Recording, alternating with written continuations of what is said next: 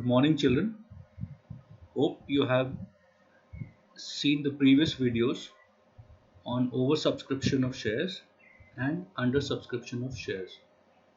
Today, our topic for discussion is calls and arrears.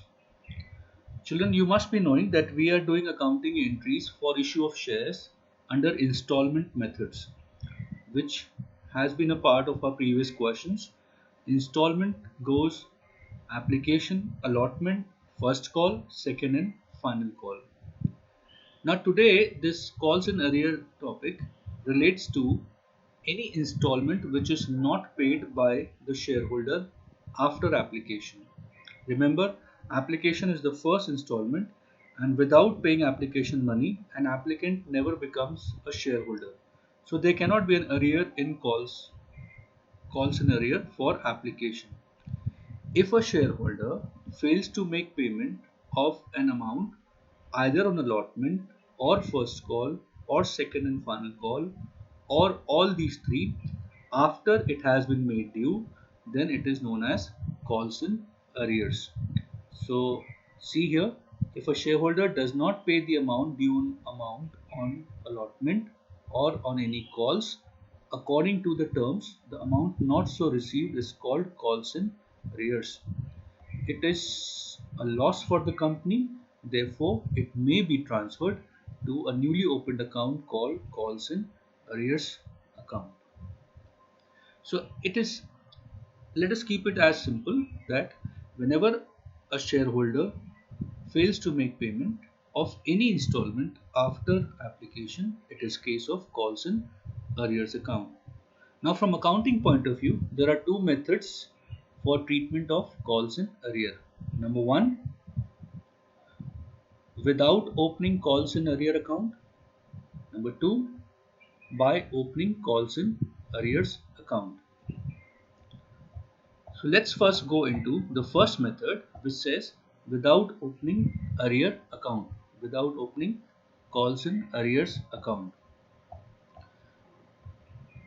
I have not taken a full question to explain you this. I'm just taking that in a particular question, first call is being made due on 10,000 share for rupees 2 per share.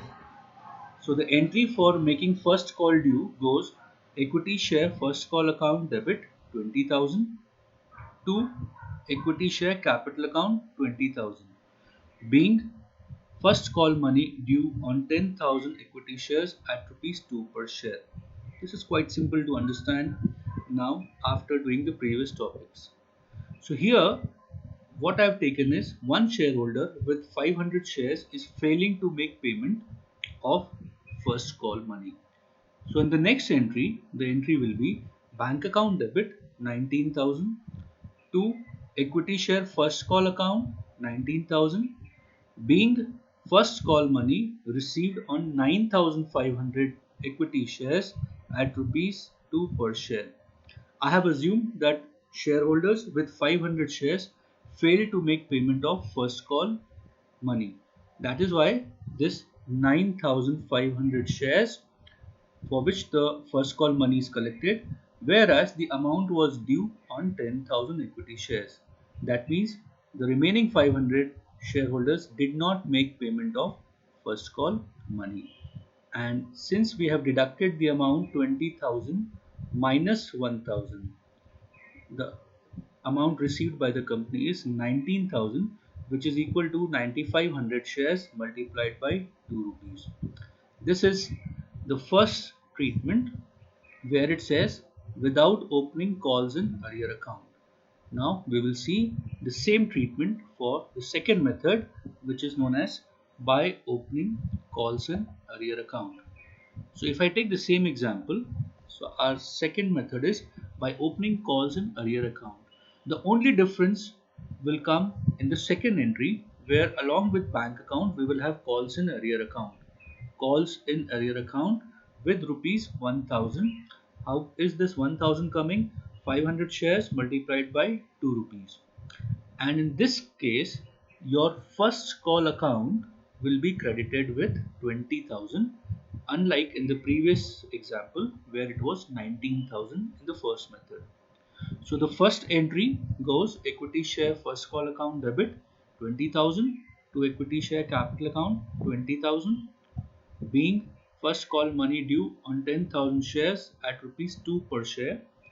And then the second entry for receiving the first call money is bank account debit 19,000, calls in arrear account debit 1,000 to equity share first call account 20,000, being first call money received on 9,500 equity shares at rupees 2 per share and unpaid amount debited to calls in arrear account.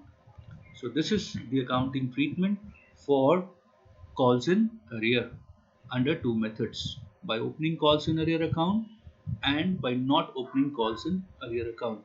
Hope you have understood the difference, and then you must learn the entry which is for opening calls in arrear account by taking this new account called calls in arrear account into consideration.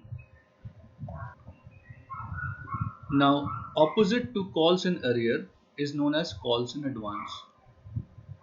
In calls in arrear, a shareholder fails to make payment of particular installment or installments like we have seen just now. But in calls in advance, few shareholders may make the payment of even those installments which have not yet been made due by the company.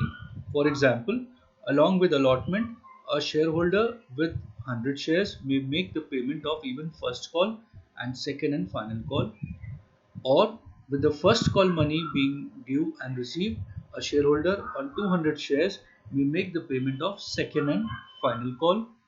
Or we can say, along with application only, the applicant is paying the money for allotment, first call and final call.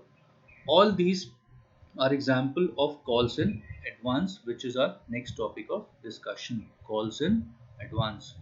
So it says a company may, if its article of association allows, accept the amount against the calls or calls not yet made. That means which has not been made due.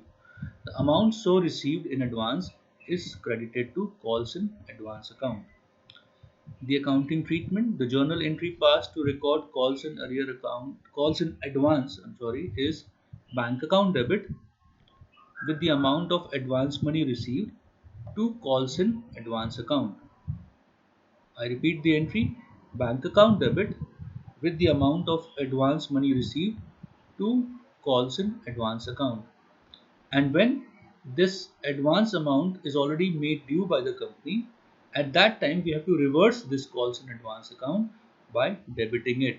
So it is adjusted when the respective call is made due. The entry is calls in advance account debit to relevant call account. So this is what is calls in advance for accounting treatment. Let us suppose this was when the first call money is received. So second and final call is received in advance. So with the sixth entry where you receive first call money, bank account will be debited with the first call money plus the advance of second call, and then calls in advance will be separately credited for the second and final call money received along with to share first call account. And when the second call money time will be over to receive, then this calls in advance will be debited to cancel it, so that we can adjust it in the last entry where first, second and final call money is received. So this is calls in advance.